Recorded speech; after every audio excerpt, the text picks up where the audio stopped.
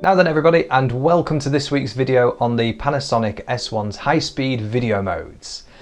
Now this week I was able to get out on my permitted exercise routes and take the camera with me to try to test out some of the features of the S1 in its high-speed video mode. Now it has lots of different high-speed video modes, and I've really only just looked at 3, which I think are the main 3 that I could see myself using regularly, and I've stayed away from the 4K 60 and the 4K 30 modes, which do have crop in them when you're using them in high-speed video mode. What the high-speed video mode does with the S1 is it captures 180 frames per second footage, for example, and it conforms it down into a 30 frames, or in some cases you can also set it to 25 frames timelines. So the actual clip that you get is already slowed down, and you don't need to worry about slowing it down further in post. So without further ado, let's show you the footage so you guys can see how it looks for yourselves.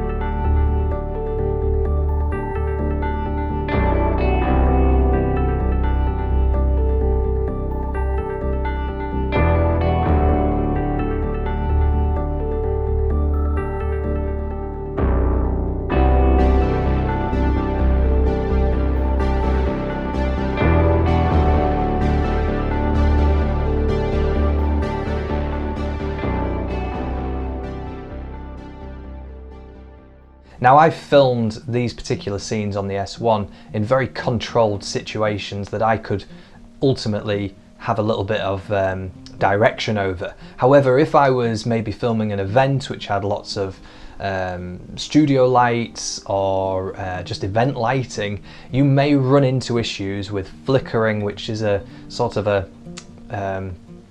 a result of you not being able to match your shutter angle to the same as the refresh rate on lighting and things like that. So I didn't run into any issues like that with the S1, and in the firmware upgrade on the S1 of 1.2, it did actually unlock the ability to adjust your shutter manually, which previously it locked as well and just made it automatically. This does give you a lot of freedom, and as a result I was able to make sure that my shutter reflected double that of the frame rate, which is just good rule of thumb for motion blur and flickering and things like that. Now, going back to the footage that I captured and kind of what I thought about them, I've always kind of sat on the fence that 180 frames per second is a little bit too slow for me. And you might be thinking, well, 180 frames per second, there's cameras out there that can shoot 240, there's phones that can shoot 240 and above, GoPros, action cameras and all the rest of it. And I agree that they do have their place in action and situations with lots of movement and high-speed content happening, but I've never really found 180, anything more than 180 necessary, and I've always found it quite a big challenge to cut into footage which is playing at normal speed, if that makes sense. Now you can do lots of things like speed ramping, and I did a little bit of that in these sequences this week, just so you can kind of see how that can mold between the two, merge between the two. And yeah, but for me, 180, I'm not really gonna, well, anything between 150 and 180, I just think it's a bit too slow. For me, the sweet spot is still 60 frames per second, and this could be because I just always gravitate towards 60 and just slowing it down by a little subtle amount. But for me, anywhere between 60 and 120 is just enough, and enough for most purposes that I'm going to be using it for.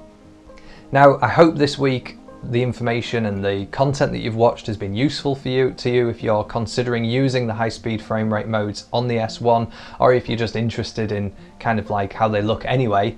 Hopefully it's been an eye-opener for you.